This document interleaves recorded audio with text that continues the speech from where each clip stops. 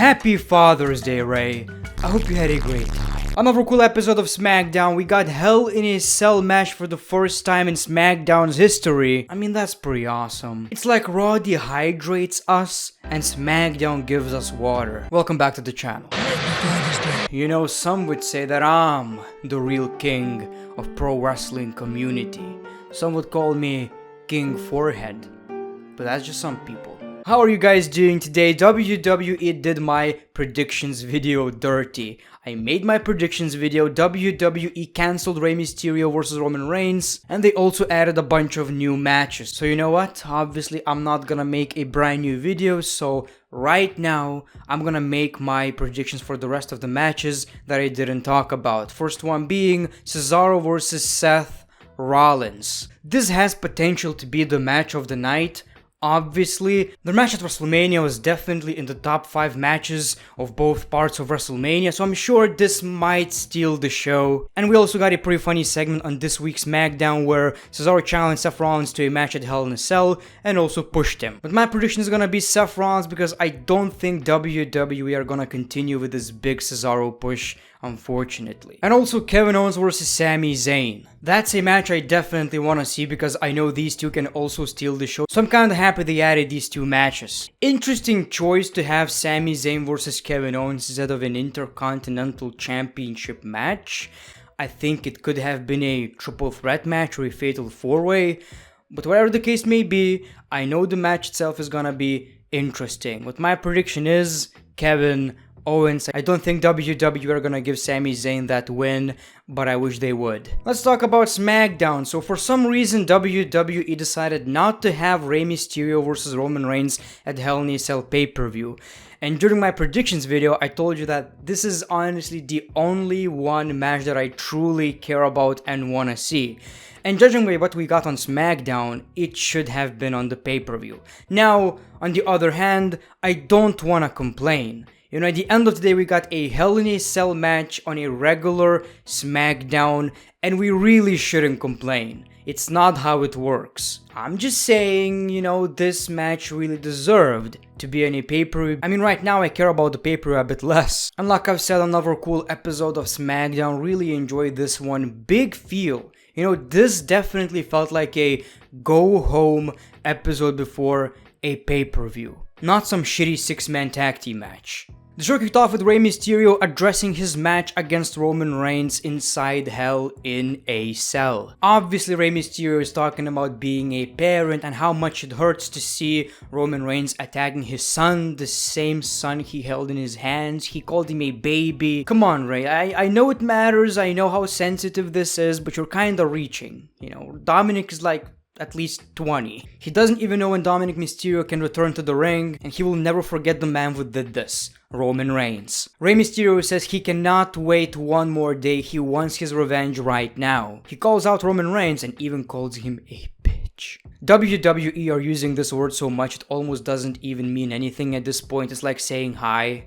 That's how much reaction it gets from me nowadays. Roman Reigns comes out and says he doesn't want to do this, he doesn't want to hurt Rey. He also said what I did to Dominic was PG. Tonight's gonna be a lot different. You sure you want to do this? Rey Mysterio says, I've never been this ready in my life. So here you go, big match feel. Hell in a Cell, Universal Championship, Rey Mysterio versus Roman Reigns, who also barely actually wrestles on SmackDown, so, you know, when he wrestles on SmackDown it feels like a big deal. I do appreciate how WWE gave us this perception of Roman Reigns as this main eventer, also kind of a part-timer, not necessarily a part-timer, but he's a champion, and if he doesn't want to wrestle, he's not gonna wrestle. So like I've said, this definitely felt special. Championship match, Hell in a Cell, and Roman Reigns. So at the end of the day, I can't really complain. I'm just happy we got a nice episode of SmackDown, and like I've said, the match absolutely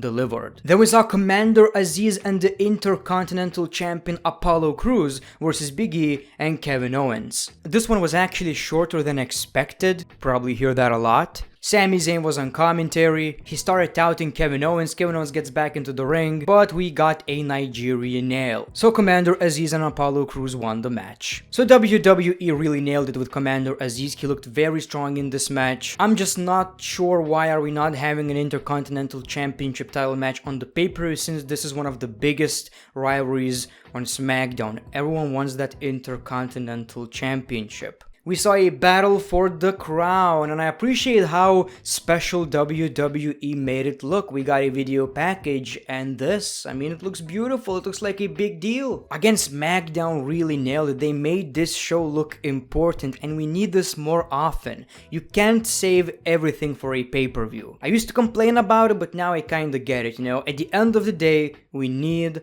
good television. So we saw Shinsuke Nakamura versus Corbin for the crown, and of course Shinsuke Nakamura took the W, and he's our new King of the Ring, which is probably leading to a King of the Ring tournament. And this time, in my honest opinion, it should be a pay-per-view. I've also heard WWE might be bringing back Cyber Sunday, where you can basically vote. Was it Cyber Sunday or Taboo Tuesday? I don't think it really worked that well back in the day, but right now with social media, it would be really awesome. Is it me, or they could just use Elias in the spot? Like, they basically hired a guy who looks pretty much like Elias and also has the same gimmick. Oh, and by the way, we need more blondes on the roster. Bianca Belair cut pretty much the same promo again. I used to be like this, but now I'm like this. You can't control me, and I'm not a little girl anymore. It's the same promo every week. Come on, we get it. We saw Bayley, we got a brawl, and this was actually pretty cool. I mean, that kinda made Bayley look a bit legit. You know, a little reminder that she's a longest reigning SmackDown Women's Champion.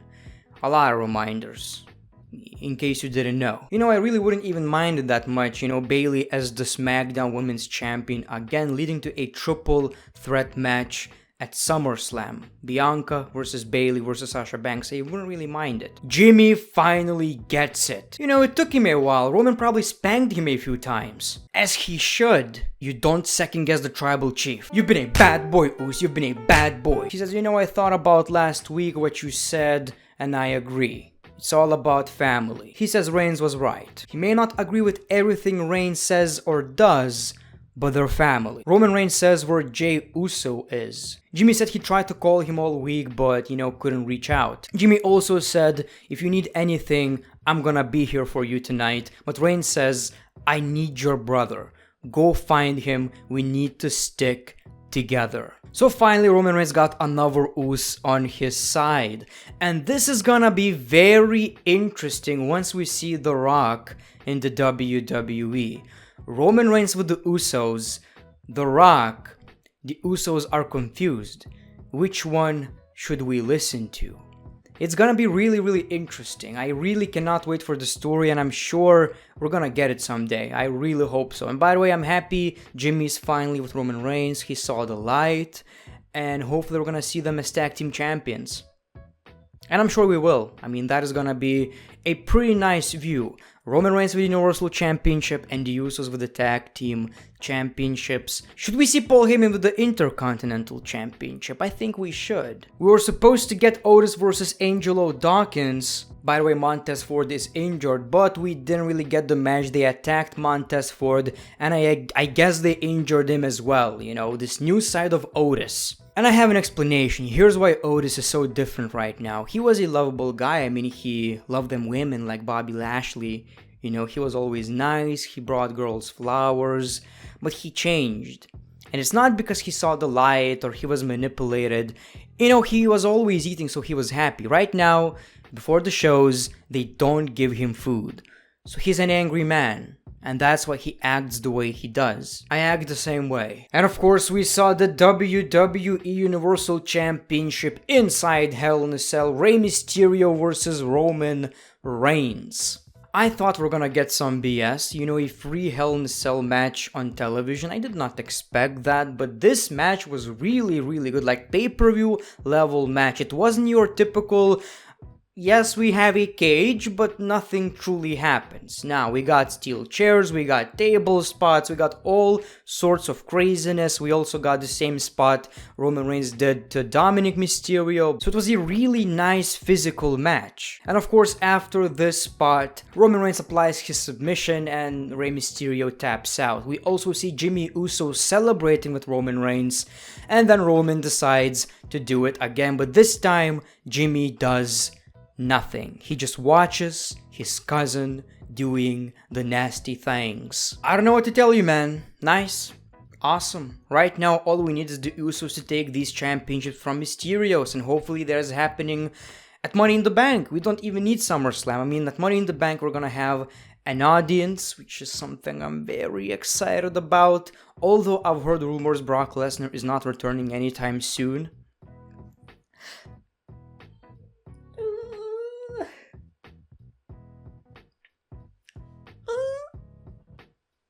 But it's gonna be okay. I'm also honestly considering not making Raw reviews right now, for a couple of weeks at least. I'm not sure, we'll see what happens. But after Raw, I'm just not in a very good mood. I feel very tired. After SmackDown, I honestly wanna talk about what happened. So thank you for watching this video, and as always, the great one, peace, love, and hugs. It's been a pleasure.